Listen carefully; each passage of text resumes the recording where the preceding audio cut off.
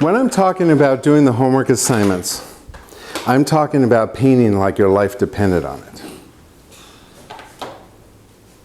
When I ask you to do a sardine can, I'm asking for a sardine can. And sometimes I have students that get really clever. Now we have clever people. Jean's clever. Levon can be clever. Yes, she is. Even Chris at times is extremely clever. But sometimes a sardine can is just a sardine can. And what you do with it, I mean, painting it extraordinary with the sheens and all that can be a really fascinating painting in itself.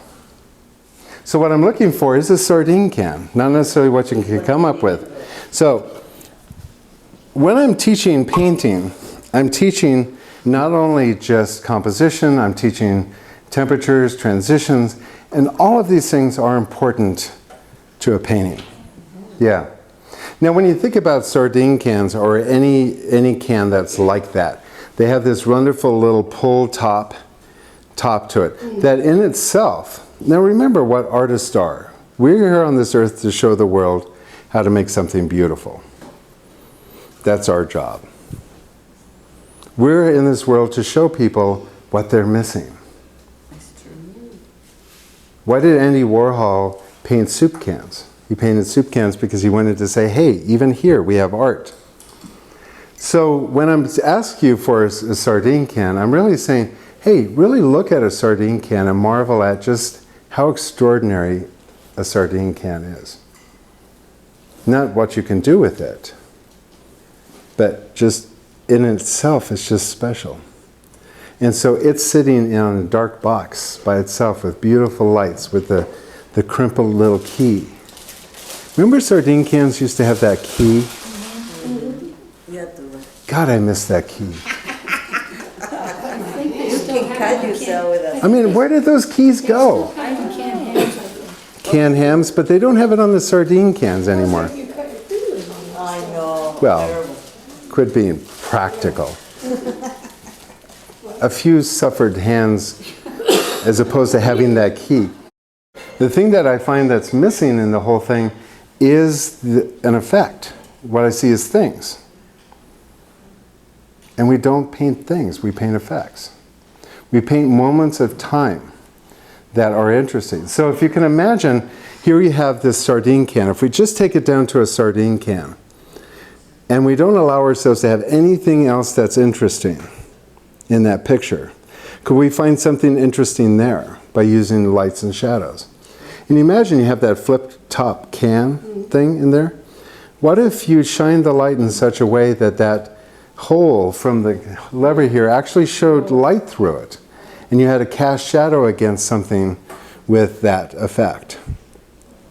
See, I can't turn you into artists. I can teach you to paint. But to have you look at something and go, can I do that just with nothing? Can I strip it down and find something interesting?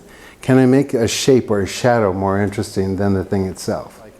I would like to have seen the beauty of just a can, painted so well that I could reach up in there and grab it. If you wanted it.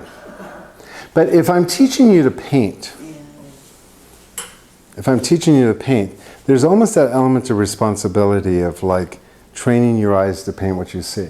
Remember Mrs. Gugolinski? Mm-hmm. You want to learn to paint what you see. So to practice that is what these exercises for. So what were you thinking? I was thinking I didn't want to open up a sardine can for one thing. Well, that was the argument by itself. Yeah. So why in this conversation did you feel it necessary to put in everything like this? The bag of the dish? Cat treats. Oh. What were you thinking?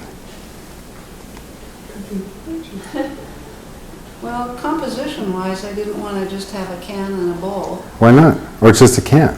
Why not? Pardon? Or just a can? Why not?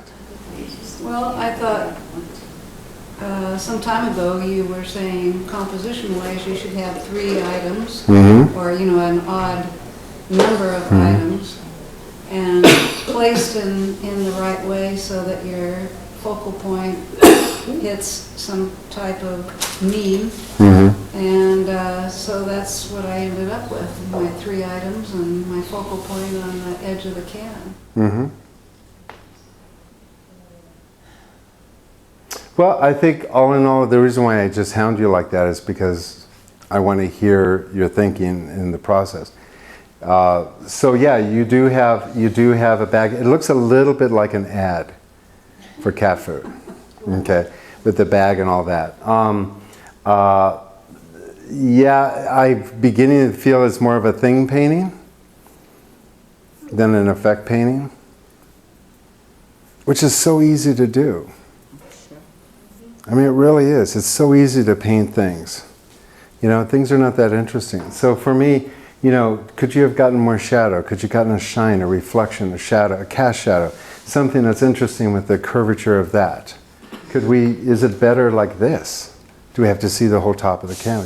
You know, if you wanted an abstract or more interesting things, that feels better than all that. Because that becomes another thing in there that we concentrate on. Here at least we have a chance to like concentrate on more effects and not worry about the things. Why is this all lit up? Is that important? The homework assignment was about the can.